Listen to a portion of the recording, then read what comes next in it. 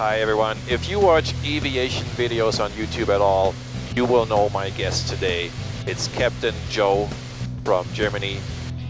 He is on a layover in Chicago, and today he's got some time to fly with me and talk to me over breakfast.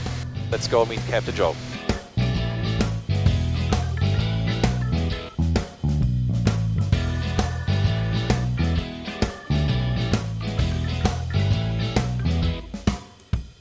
Captain Joe, welcome. Pleasure meeting you, Martin. First time we meet in person. We've emailed a few times, and you have a layover in Chicago, I understand, and that gives us a chance to meet in person, fly a little bit, and then chat a little bit. I am looking forward to it. So here's what I thought we'd do. Since you didn't bring a plane, well, you didn't bring one that we can fly. We'll take mine. We'll take my Bonanza, and we'll take the aerial tour of Chicago. So we're in Bolingbrook, Clow right now, 1 Charlie 5, and the most scenic place we have here, without a doubt, is the lakefront. The shoreline, The shoreline, we can fly low over the water and see all the sights. There's a TFR active this afternoon, but not this morning, so that's no concern for us this morning. Any landmarks that you saw during your stay here that you want to see from the air? Well, the funny thing is that when we came in from the south and we got a visual approach. So I've actually seen the shoreline, but I've done it during the night, which is quite scenic and really epic. And then we turned onto runway 28 right, I think it was the longest one of all. And something that I would love to see is the United Center, the stadium. That's where Michael Jordan used to play. That's one of the things I would love to see. No, other than that, the shoreline I think is definitely going to be the peak today, and looking forward to see that. It's going to be good. Very good. Cool. Well, Clow is busy today. You see airplanes coming and going all the time. They have a Young Eagles rally today. It's a beautiful day to fly. Absolutely. Let's go check out the plane. Let's do it. Okay. All right, this is the plane. This is my Bonanza. It's a 1978 A36, so it's got the 6-seaters. We'll look at the cabin here. The newest equipment on this plane is the engine. It looks brand new. We'll walk around, do the pre-flight. Yes. Still got about... you got some fuel? We got half the tanks full still, which is more than we need. Yeah. I see you have all the strobes and all the beacons and everything in LEDs. That looks really neat. It's quite something. It's bright and they never wear out. These LED lights, they live forever, it seems. They probably will, yeah. And this is one of my favorite features of the plane here. It's the large cabin in the back. So I got four seats in the back. What is this box here? It looks like is that sort of a self-made air conditioning? Yes. No way, really? So I saw your video of flying in Texas with Brian from Just Plain Silly, and I figured you don't like heat. It's not that I don't like heat, it's just you were so exposed, especially in the Cirrus with that glass dome, which acts like a lens onto your head. It's just so hot inside. Okay, so this is what is it then? It's a company in Arizona that makes them. It's called Be Cool. Okay. And they take a beverage cooler and put a heat exchanger in it. Oh, that's clever. If you open it, you see there's ice in here. And, and a little water, and then the heat exchanger cools the air, and that's clever. And there's a little fan to put. Oh, that's an interesting. Okay, you've got the static port at the back of the plane. That's a little unusual because with all the Cessnas, it's very often way at the front. Front, the Pipers have it combined with the pitot. The Bonanzas have it here on the back. Cool. Good. We got fuel in here too. The left tank is our fullest tank, so we'll take off on that. Okay, good. Wonderful. And you have a retractable gear. Yes. That is quite neat, actually. That's really nice. Would you say that is that causes the most maintenance, or is probably the most expensive to have that looked after? You know, it does make it a little more expensive, but in the grand scheme of things, it's not a game changer. The insurance rates are a little higher. Okay. The flat rate for most shops for annual inspection is a little higher, as we're not talking about thousands of dollars. Neat. Yeah, still, it makes you more streamlined. What's your maximum cruising speed then? With this engine, at a typical cruise altitude, 167 knots. That's pretty good. In economy mode. Okay, good. If I push everything forward, it's a little faster. Okay. But then the range goes down. Good. We got almost 10 quarts of oil. Good. All right. All right. Plane looks good. Yeah. Let's hop in and we'll Let's take go the for tour. it. Yeah. All right. I'm excited. Cloud traffic, Bonanza, Zero Tango Bravo, taxiing for departure runway 18, Cloud. I'm absolutely amazed how much is going on here today. It's incredible. I've never seen so many GA aircraft up in the air. Cloud traffic, Bonanza, Zero Tango Bravo is departing runway 18, Cloud. Traffic, Appalachian 466 Foxtrot. Approaching runway 18. Approach The clear. lights on. Yep. Entered runway 18. 3,300 feet remaining. All right. Takeoff. Do it. Airspeed alive, temperature, pressure good.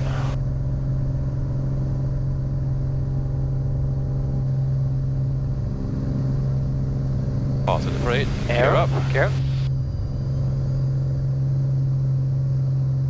Wow, that thing's going for it. Holy cow. And I'll make that slight turn to the right. You can see the that open field right space there. Yeah, good. What I really like about flying VFR in the States is that you have all these water towers, which are a really good visual reference to go from one water tower to the other.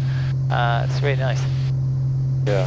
And there's the next airport just 5 miles away. That's Lewis University. No way. Cool. Departing runway 18, Cloud.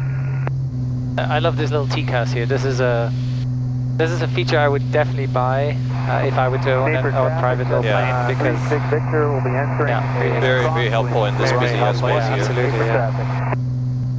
Midway Tower, good morning. Bonanza 70 Tango Bravo. 70 Tango Bravo, Midway Tower. Bonanza 70 Tango Bravo, VFR flight 16 miles to the southwest, 2,800. Request transitioning your Charlie airspace towards the lakeshore. Number 70 Tango Bravo, maintain VFR below 2,000 inside the class Charlie, squawk 5106. Squawk 5106, maintain 2,000 or below inside the class Charlie. Bonanza 70 Tango Bravo. Southwest departing is now on the runway. He's starting his takeoff roll. Ah, yeah, right there. I can see it. Yeah.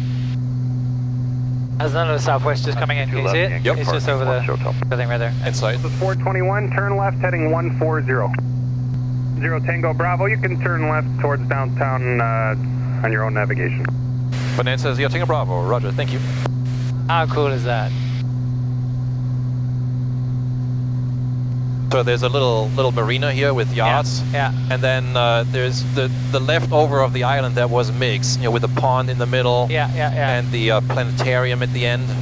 That was an airport. No way. 4,000 foot runway. Bravo, there's traffic, 11 o'clock, 3 miles southbound. I believe it's a helicopter at 1,700 indicated. Was that for us? I think it is, yeah. Bonanza 0 Tango Bravo, looking for a helicopter. Be more you're 10 o'clock now. Inside 0 Tango Bravo. Got it. Yeah, it's right there, yeah. This is 487, turn left over to ground, kilos approved if you like. And right in front of us now is Navy Pier. Yeah, I've been there. I've actually cycled out there to Navy Pier. Yeah, I saw you had a couple of days to enjoy the sights downtown, absolutely, right? absolutely. And I can never get enough of this view here. Oh my god, this is amazing. Fantastic. Going along the shoreline in Chicago at 1,800 feet, that's, oh boy. This is so cool. O'Hare Tower, Bonanza 70 Tango Bravo is a VFR flight over the lakeshore due east of O'Hare at 1,900. If possible, request clearance through the class Bravo across your field. November 0 Tango Bravo's radar contact, 13 miles to the east of O'Hare. Cleared under the class Bravo airspace, proceed due westbound at your current position. Cleared into the class Bravo due west from current position. Bonanza 0 Tango Bravo, thank you.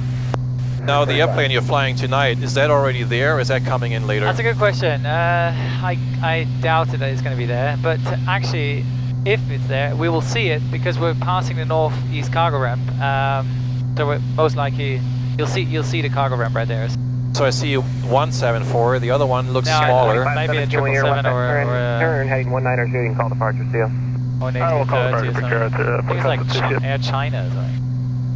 And then several airplanes parked a little further west. Yeah. And that's all the United planes. That's a good picture. Both pilots know the controls, both taking pictures. We're having a good old time in this plane. I think this is absolutely out of this world. This is so cool. Ooh. All right. 3850 northbound, call departure, goodbye. Captain Joe, are you ready to Yeah, take I am controls? ready to take Just let me know when you're ready. Is this the disconnect button? Disconnect button is here. It's here, okay. Guy let's with try. 5124 American straight out, you turn right. you got electric 360, trim. clear for takeoff. Got to Nice. push it down and then forward or backward. Push it, okay. American 1313 with And then 2013 from straight out, here, you turn let's left go heading 180, southwest. November Yeah, 5, clear for okay. takeoff. About heading Left heading 180, 230. red November 5, clear for takeoff, American 1313. American 1442, line up and wait to it right, November 5. Stay right, November 5, line up and wait, American 1442. Nice. I'm enjoying this. Yeah, but this is a really nice sort of cruising, traveling airplane. You can really, you know, engage the autopilot, have a couple of drinks now, and entertain your passengers, and yeah, it's really cool. And it's fast enough to cover distances. You know, with Absolutely, in yeah. an easy day trip, I can get to Florida or New York, and from Iowa. I like the sound of that. How many seconds or minutes do you actually get to hand fly the 7.4 on a typical flight? That's actually, it's a very, it's a good question. I do get to fly it a lot manually because it's encouraged with our company to do a lot of manual flying. So when I come in for departure, I'll engage the autopilot somewhere between 15,000 and 20,000 feet, and the same goes for the approach. So I disconnect at 15,000 or 20,000, and then fly manually all the way. okay. Everything off, like all the throttle, and yeah. No wonder all these Lufthansa pilots get so easy through flight training. This plane is so easy to fly. Alright, I'm just checking the speed. Is that okay? Yeah, I would fine. Yeah. Alright. I think I've never gone 180 knots in a GA plane. Oh no, that's not true. In the Porter, I did 180. Did I? No, that sounds way too fast. The Porter probably climbs better than this. It might climb better, but 180 knots in a Porter, that sounds like a bad idea. Okay, it should be 3 miles from it. 10 o'clock position. Oh, I see it. I You see got it. it? Ah, right there. Yeah, got it. Yep. Okay. Wunderbar. Cloud traffic, Bonanza, Zero Bravo is 3 miles to the south, 1,800, entering the downwind for 18, full stop, Cloud. Yeah, you can do More the to the downwind left, here. yeah? This Okay. turns a little tighter than your other upwind. I was going to say. Okay, you want it back? Yeah, I'll take it back. You got it? Runway 18 for a southwest departure, Clow. There you go. My controls. Your controls. Cloud traffic, Bonanza, Zero Bravo, base to final, 18, full stop, Cloud.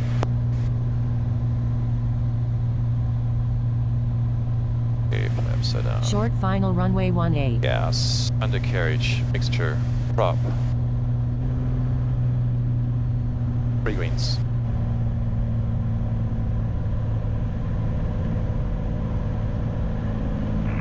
Paper Aero Archer 3008 uniform, 5 miles to the west, inbound for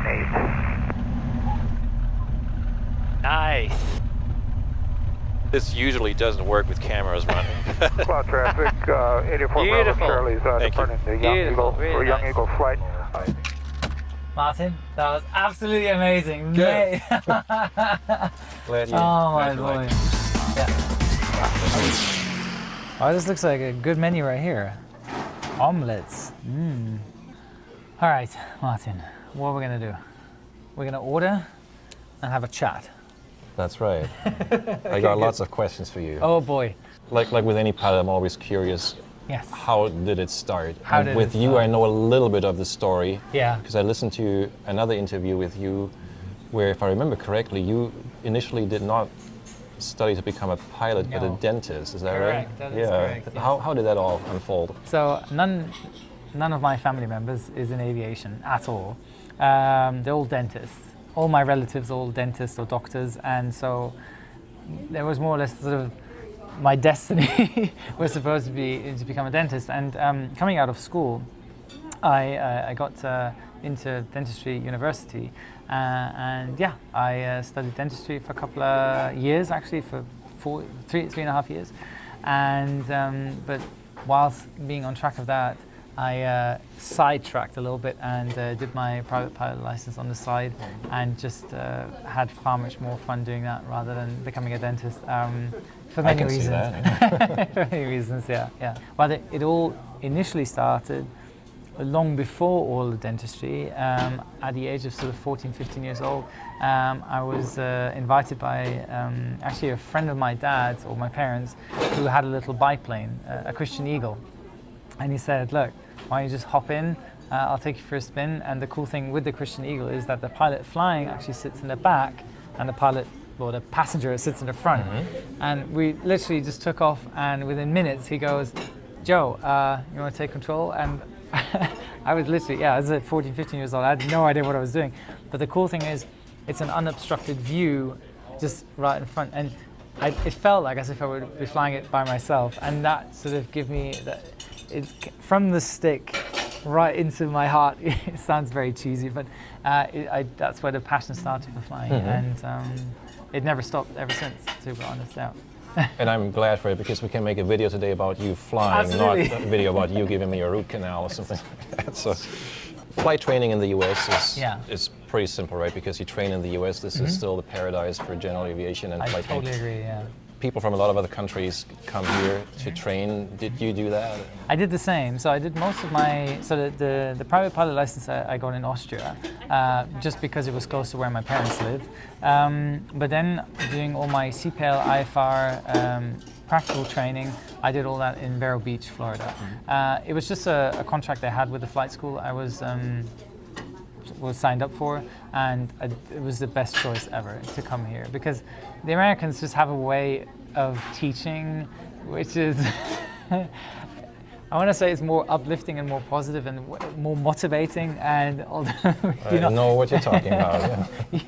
It seemed very, very structured, and I had a lot of fun here in Vero Beach. It's good fun. And then I've heard the whole range of stories from people that had a job offer before they even had their ATP. Me. There were others. There are other people that struggled for years. Yeah. How did you find a job? I have to say, in general, I'm a very lucky guy. I've been very lucky regarding my aviation career, because I was doing my single engine piston land check, and I was a little airfield where my parents lived. And so I did my check, and we were sitting in a cafe or a restaurant similar to this, and a couple of tables down, I could hear a pilot discussing with his colleague that he's in a desperate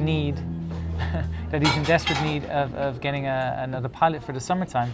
And I could hear that, and I literally just got up from my meal and walked across and said, "Look, I've just finished my flight training. I'll be more than happy to start tomorrow."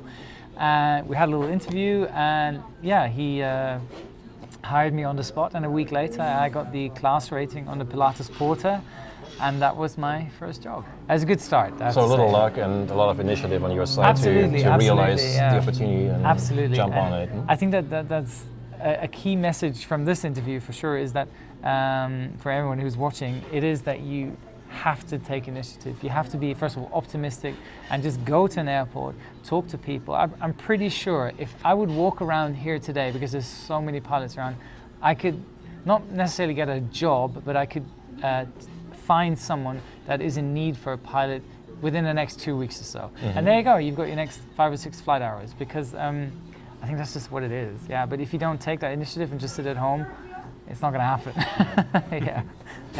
And I know you flew for Air Berlin for a while. Was that your first real airline job or mainline job? Kinda. So transitioning from the VFR flying on the Porter, I had a skydiving jumper sitting opposite of me throughout the entire day, and he was monitoring my flying skills. And during the evening at a barbecue, he comes up to me and says, "Mate, I saw you flying. You can fly. Are you in need of a job? Because winter season is approaching and there's no flying during the winter season for skydiving." And I said, "Yeah, absolutely." And he said, "I'm the chief pilot for a little executive company. I was more than happy to hire you." And that was my next job. So that was a great transition from VFR into IFR or CPL flying. Then I was on the King Air for roughly sort of a year. And then obviously my ultimate goal was always to get into the airlines. And then again, a friend of mine or a girl, actually a really good friend of mine, she was already with Air Berlin, and she gave me that call to say, "Look, put your application in now. I know they're not hiring at the moment, but give it 2 weeks, and I know there's a run on pilots because they're lacking in pilots, and that's what I did. So I sent it in. My application was right on top, so I was the first one to pick, and a month later I had my job with Air Berlin. So it's just fantastic. Yeah. As I said, I was very lucky here and there. And then of course we know Air Berlin sadly went bankrupt. Correct. Yes. But in a way that turned out to open the door for yet another dream opportunity for you. Yet again, very lucky because during my time at Air Berlin, within the last 2 years before they ceased, they had a program where pilots could leave the company for 2 to 3 years to fly with another company, just because we had too many pilots at the time. So Etihad was on offer, and Cargolux. And I said I would love to fly for Cargolux just because of the 747. And so I applied. I went through the assessment and hiring process. Everything went perfectly well. And sadly, literally on my way to Luxembourg to get my type rating, Air Berlin pulled the plug because they've just had too many pilots leave the company. And so that was, a sad fact. But nevertheless, I was on the radar of Cargolux. And on the day where Air Berlin ceased operation, I literally got a call and they said, "Hey Joe, you around? You want to work for us?" And that was my next job. So just a couple of months later, I had to wait for my type rating, and I was hired yet again. So to be quite honest, in my entire pilot career, I've probably sent out 2 CVs. That's a true fact, actually. Yeah. You've flown passengers, you've flown cargo now for a few years, and I think I speak for a lot of people watching this. We know how an airline with passengers works because all of us have flown as a passenger on an airline.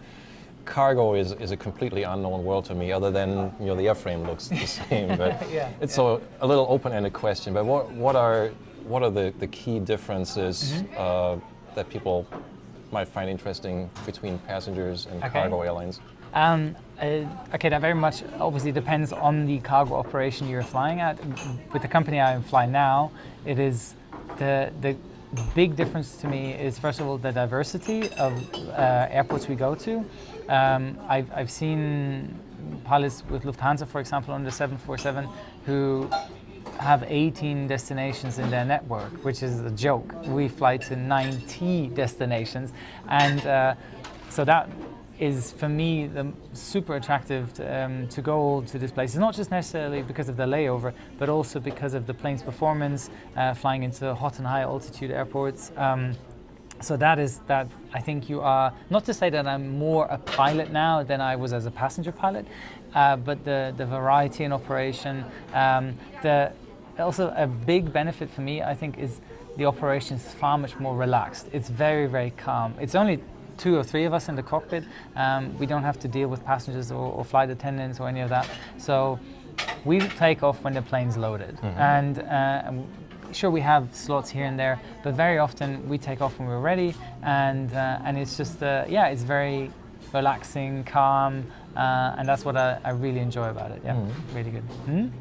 I think those are sort of the key differences. A lot of people say that cargo pilots are not as experienced as passenger pilots. Complete nonsense, and or that we can do all sorts of really steep approaches and stuff like that because we don't have to worry about the passengers. That's not true. We have procedures and obviously safety relevant stuff. We just have to adhere like anyone else does. So yeah. Have you been to all these 90 destinations yet? No, good Lord, no. That's going to take me at least probably 10 years to do all the 90 destinations. But because there's a lot of like charter destinations which we have, they're not on a regular basis. So I have destinations I've been to Chicago 20, 30 times probably already, but other smaller destinations where we don't fly as frequent. But that's probably the ultimate goal, to just collect airports you've flown to. Yeah. Have you been to any places, layovers, that were a little shady or that you wouldn't really want to go back to? I wouldn't say shady. There's a few places which are just a little boring, where there's just not so much you can do.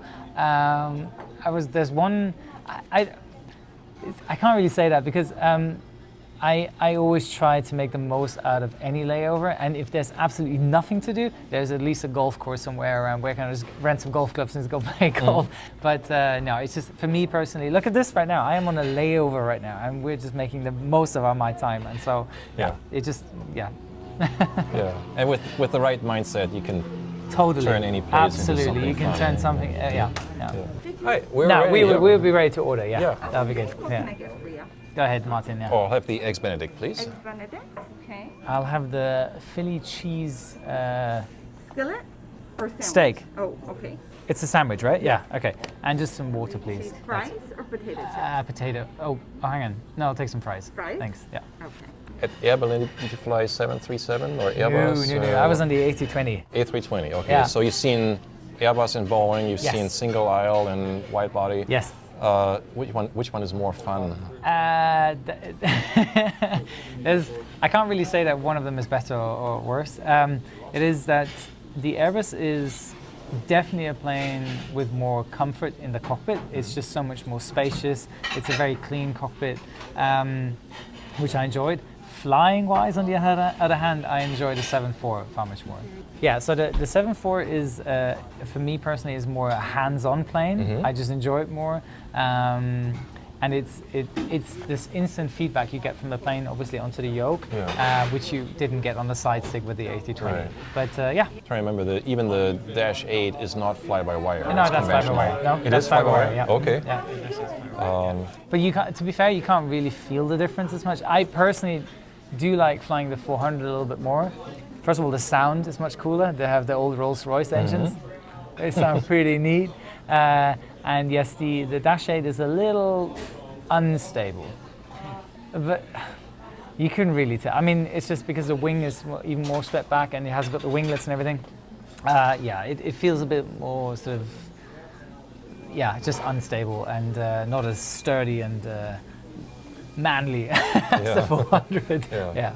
And during the flight earlier, we talked a little bit about hand flying. It sounds like you do get a fair amount of practice doing that, and that's encouraged by your company. Absolutely, yeah. It's just, for me, that's the primary reason why I'm doing this job. I mean, sure, the layovers and all great and everything, but I get paid to fly. I don't get paid to be on a layover. I do, but I also, I come here, and if you add all the time together that I'm actually manually flying, we're talking minutes, not hours. And, so for me, just make the most of it, try to get every flight as the pilot in command, and, the pilot flying, and just, make the most out of it. We all know long range, right? It can go to almost anywhere in the world, Yeah. but what is the shortest flight you've ever done in the 747? Actually, just recently, as I came in here, it's a flight it was, I think, 8 hours to go to Indianapolis, and then it's a quick little hop from Indy to Chicago. That's 30 minutes. 30 minutes. Yeah. We have a shorter flight, which is from from Amsterdam to Luxembourg. I think you can do that in 25 minutes or 24 minutes. So yeah, it's really, really short. Yeah. Does that get very hectic? It is quite hectic because on ground you already do the departure and the approach briefing at the same time because you're flicking switches. No time and everything. There's no time. Yeah. Outside of work and outside of people giving you right like we did today, do you are you in a flying club? Do you fly Sadly, yourself? not. But I definitely have ambitions to do that more and more.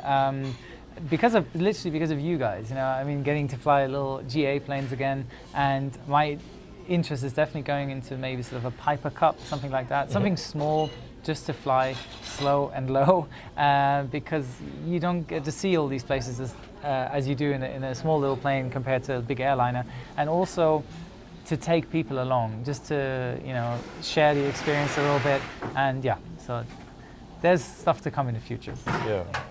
I resonate with taking people along. That's something I like to do. Like on Young Eagles flights, like the Young Eagles rally here today. Yeah. Seeing the excitement and joy on a kid's face, who's experiencing flight for the first time is absolutely priceless. That's good. Let's talk about your channel for a little bit.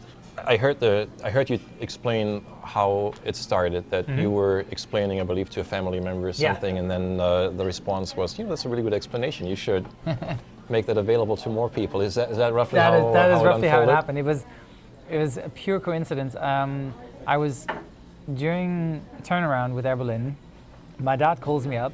He wanted actually to talk about golf, I think it was.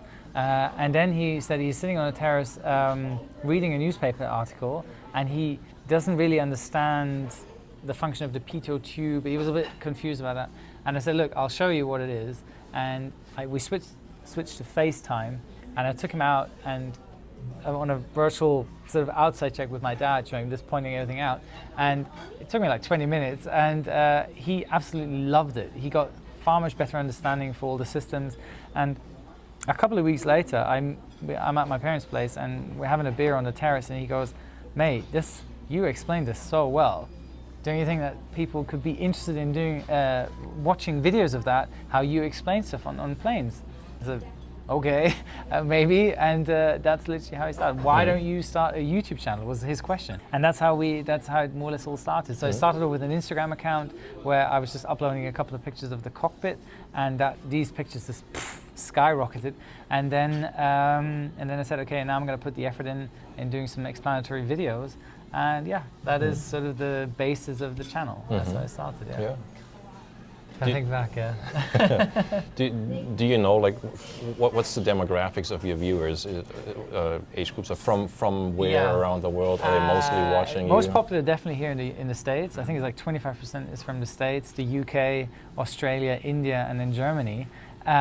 Age group is somewhere in between 16 to 35, so that's sort of the age group where it's the strongest. And yeah, it's unique. It's funny because literally here I got approached twice already by some young pilot who knows my channel. It always really surprises me because for me it's literally just a recording it used to be in my kitchen, to what it has become now, that people come up to you and speak to you about it and say they're inspired and motivated by what I do. It makes me incredibly proud, but I still want to say I'm relatively to the ground. I'm not like, going all bonkers with it. So yeah. Is your voice well enough known that controllers recognize you and greet you on the air? I had this really funny story. Once I was flying with a captain with cargo looks I really, really like, and he went back to the toilet briefly, and I was on the ATC and flying, and suddenly the controller goes, "Are you Captain Joe?" And I said, "Yes, I am." I was super embarrassing, and how cool! I've been looking for you on the ATC if I could ever hear you, and so forth and so forth. And then I'll do you a favor for you. Okay, I'm ready. And he gave us a waypoint, which is somewhat like 900 miles across, I don't know, all of Europe to the final approach fix in Luxembourg. And my captain comes back and he says, "What the hell happened? How on earth did you get that? How did you get that direct?" The guy knew me, and he's like, "How on earth does he know you?" And it just sort of came all together. It was really, really fun. Yeah, that's one of the coincidences I've had, or incidents I've had with ATC. Yeah. Ja, guten Appetit. Danke dir. The next thing I'd like to learn about is your production process. How does this work? Take us through one video from the idea to the final product. Okay, so a lot of people think that there's like 25 people behind me when I do these videos. It's not. It's a tripod, it's my camera, it's an audio gear, and that's it. It's very, very simple. For me, the most important part is not necessarily the quality of the picture. How I like the good backdrops, I have to admit, but the story or what you're trying to bring across, that is the most important thing, or that keeps the viewer's attention, that he says, okay, I really want to learn more about whatever he's explaining. Right. So the way I do it is, once in a while I do ask my subscribers and followers what kind of topics they're interested in. So I've got like a huge comment section, people writing this and this and that. I've done surveys, asking people, putting out a couple of topics, and then they could vote on it. So I knew, okay, this video is probably going to do pretty well. And then it's literally writing myself a little checklist. So I want to put this and this has to be in the video. I look for recording locations. And then once I've got this all set up, literally on a piece of paper, I just tick everything off. The recording itself is the shortest part, or takes the minimum time of it all. And then obviously the editing process takes a day, if you're good. But I still like doing it all myself, hands-on, just because I enjoy it so much. And for me, it's also it's a learning tool. I've learned so much out of my own videos because I do have to go into the books. I do have to look up all sorts of system stuff. You know, also I use a lot of YouTube videos on how to do things, like in editing, not in flying, on how to do editing. And I just like that. And some of my videos, for example, when it's explanatory stuff for flight students, they don't do really well. They get, I don't know, 100,000 views the max, but that for me is enough because I know I've already helped 100,000 flight students across the world somewhere, you know, with whatever topic it was, and that for me is the success or satisfaction I get out of the videos. I don't need to get a million views every time, and if it pans out and if people say, look, your editing skills or your audio skills suck a little bit, but the outcome or what you've brought across is great, it's fine by me. Yeah, it's about the message. Yeah, it totally is about a message. Yeah, absolutely. You know, I haven't watched every video from your channel, but I watched quite a few over the years and learned a lot from them because there's so much hidden on a plane, that the larger planes in particular, that I don't know about. And well, you don't have to. No, you don't have to. But it's interesting still to learn. And I noticed there's an enormous variety of topics that you cover, right? I mean, you've covered very technical, you know, geeky things like VORs and ILSs. You've interviewed the famous Kennedy Steve controller from New York Kennedy Airport. You did something on how you work out on your trips. Yeah, you did an Air Berlin tribute once, which I thought was really nice. Yeah. Is there any boundary to the other than aviation related, or how do you come up with that kind of variety? I think a lot of it is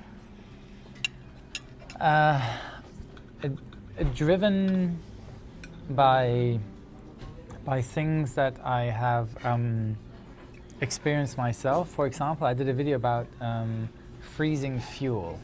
It's on nobody's radar. No one thinks about freezing fuel, but I actually had a situation where we had such a low fuel temperature, but where we had to either increase speed, lower the altitude, or find some place warmer, and that gave me an immediate topic to do a video about, because I experienced it myself. I could talk about it, and I think it's stuff like that where people, especially the ones where they don't really, it's not on their radar, those are the most interesting ones, and because people have never anticipated that could be an issue, you know. And people come up to me, are you ever going to run out of topics? I highly doubt it, because when it comes to let's say the 747 or the A320, there are so many things you can still, I could cover, but it's yet again, is the audience interested in that? You kind of sort of have to find a balance between stuff that is more mainstream. So if you do anything passenger related, meaning what a passenger can see out of the little window he has, those videos will always do really well, because it's more mainstream. If you go on a more technical approach, and a passenger does not care about an ILS, he does not care about freezing fuel, he wants to get from A to B safely, that's about it.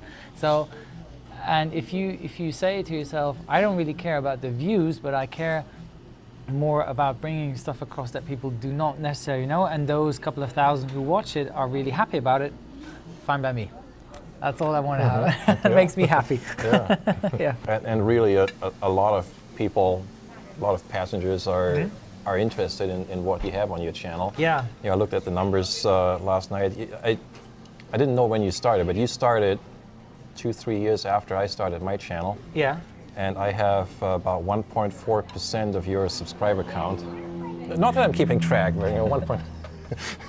So besides picking those topics, which are of a very high interest to a large number of people, do you do anything special to promote your channel? I've never paid for any advertisement. I've never, no, not really. I mean, I know a lot of people use Facebook ads, and And to be fair, when I drove up and down highways here in America, they have all these massive billboards. Okay, this is a promise I'm gonna do. I will have one billboard one day where it says my name and and go to my channel or something like that, because I think it's pretty cool just to have something like that next to a highway. But no, I've never done anything in any ways to promote it. No, it's just so it's organic traffic, you would say. Yeah.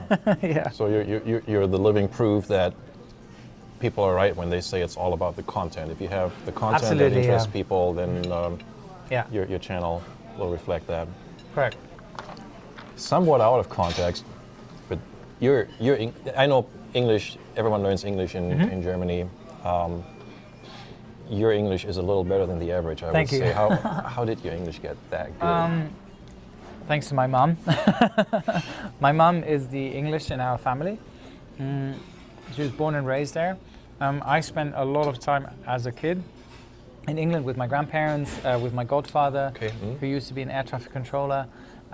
He is actually also one of the big reasons why I got into aviation. And my mum and I, until this day, we still speak English with each other. Okay. And my girlfriend is also English. So there's no way to escape it. I literally have to speak English on a daily basis. And so that keeps it up.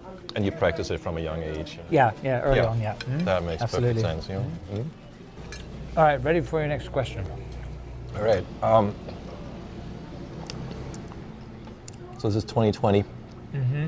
We have a pandemic that is crippling air traffic, and many of your colleagues flying passengers are probably jealously looking at cargo operations like yours at this time. Is this still a good time to think about Becoming a pilot? Becoming a pilot? At the moment,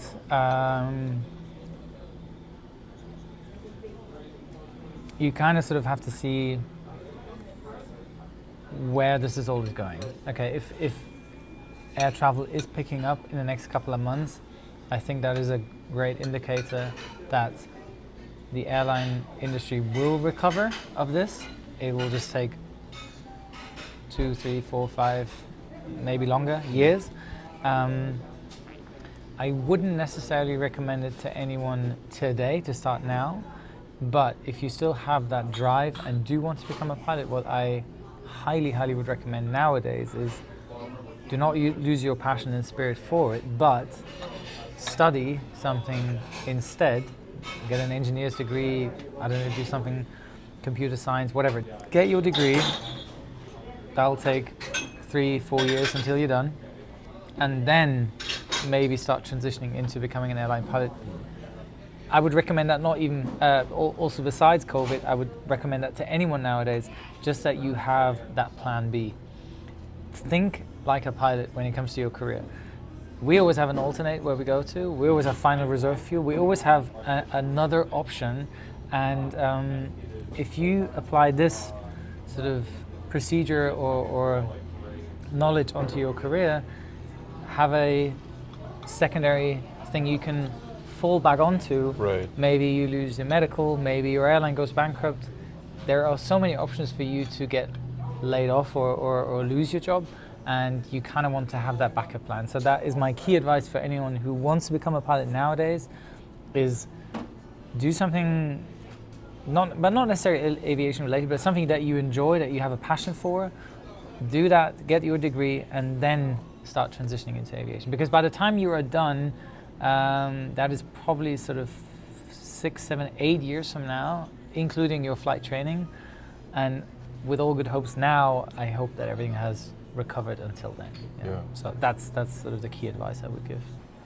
You have, without question, some celebrity status right now that probably opens some doors that otherwise wouldn't be open. If you could use that for anything you want, do you have ideas for projects or initiatives that you'd like to start?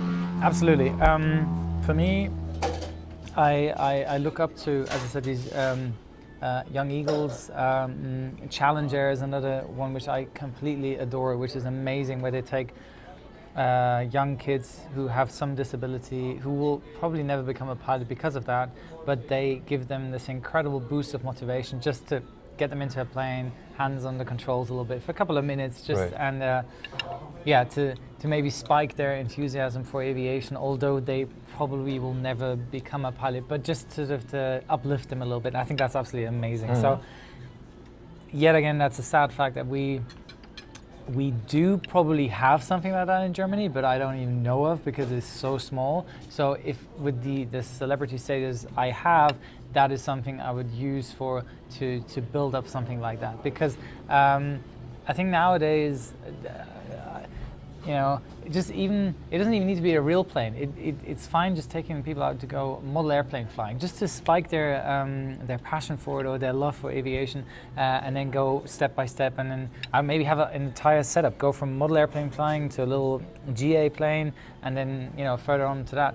But and that to me is so sad nowadays. Everyone just sits in front of the computer and plays video games. I used to sit there with my dad, build model airplanes, and that's yet again a huge contributor to my love for aviation. And Of course. and it's sad that people nowadays they don't have that anymore as much. And so if I can get young kids encouraged into doing so, and have sort of a charity program, I would love to do that. That'll be hands-on. And I could literally call up so many friends right now who would love to come around and do some GA flying, just to have someone do it. Yeah, that'll be good.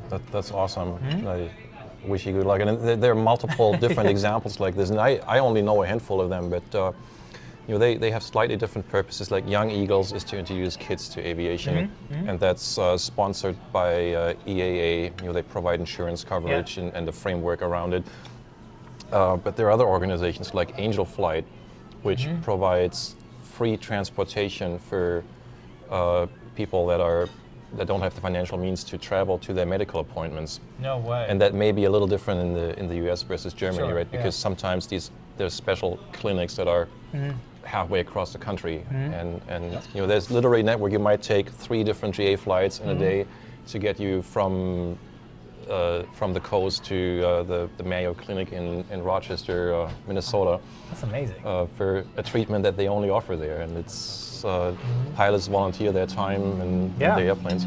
Yet another one is the Veterans Airlift Command, which does something similar, but they focus on people from the military, veterans that got injured as a special service. You know, thank you to the troops to provide transportation for them, and there are others like that, and I'm sure there's no lack of ideas to set something like that up No, not at elsewhere. all. Cool. So we got one more thing. Here we go.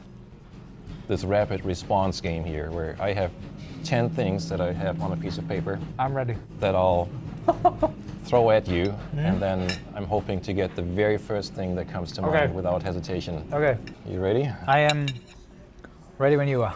All right. Your favorite non-jet airplane? Non-jet airplane. A Spitfire. Dream vacation spot? Oh God, San Martin. EASA? What does it mean? Just what comes to mind. EASA, troubling. Lean of peak? Lean of peak. What do you mean lean of peak? I won't hold that against you, that's fine. Okay, good. It's a way to control the mixture of a piston. Yeah, sure, I know yeah, that. But that Well, was. some people think that's the devil, or we'll burn your Oh, valves. sorry. You know, other So no, people- you lean your mixture. Yeah, sure. Yeah, Okay. yeah, Sorry, I thought you wanted a number or something. Okay, good. Oshkosh? Never been. Have to go. Favorite layover airport? Quito. What's the most annoying system on the 747? Old weather radars. Cirrus, the airplane. Flyable. Fun activity besides flying? Driving vintage cars. Yeah, is that it? Okay, good. Space travel? Adventurous and amazing. Yeah. That's was about 10. it. Okay, Yeah, good. thanks for playing Okay, along. good. Joe, Yes. terrific opportunity. I'm glad that we could make this work. Absolutely. Thanks for making the time. Yeah. I enjoyed our flight. I enjoyed our conversation, and I hope you did too. And if you did, there are several other conversations that are recorded in this Pilots and Airplanes Having Breakfast series. Quite a variety. Maybe you'll find some of them interesting. Cool. Joe, thank you. Have a Absolute safe pleasure. flight home tonight. Thank you very much. Yes. And I hope I'll run into you again one of these days. I hope so too. Yeah, thank you very much for the invite. I really, this is a once in a lifetime experience. Yet again, it was not even on my bucket list to fly along the shoreline of Chicago, but this was an absolute amazing day. Thank you so much. Glad we could make that work. Yeah, absolutely. Cool. All right. All the best. Thank you. Okay, Martin, I have a quick question. What is this up here? Is that just a handle? That thing here? Yeah, that's for my morning workout. Yeah, I was just going to say, no, what's it for? Is it It's an antenna. And I don't believe Okay, that it's... was a dumb question right there. I'm sorry. I should know which one it is, but do me a favor and move that ketchup bottle a little. Thank you. Oh, God, it's right in front of the car. I just noticed that. Yeah. Okay, I have to say this climb is much better than Brian's. Romeo is left final. I'll have to edit that out on video though. Let Daisy traffic. Dann machen wir noch einmal so, dann haben wir das. Machen wir aus. To see more from this series, like my chat with Brian Turner from Just Plain Silly, or with 3-time world record pilot Bill Harrelson, click here. For a video when I actually landed my Bonanza at Chicago's O'Hare Airport, click here. To check out Captain Joe's channel, click here. And, of course, you would do me a huge favor by subscribing to my channel, and you can do that by clicking here. Thanks for watching.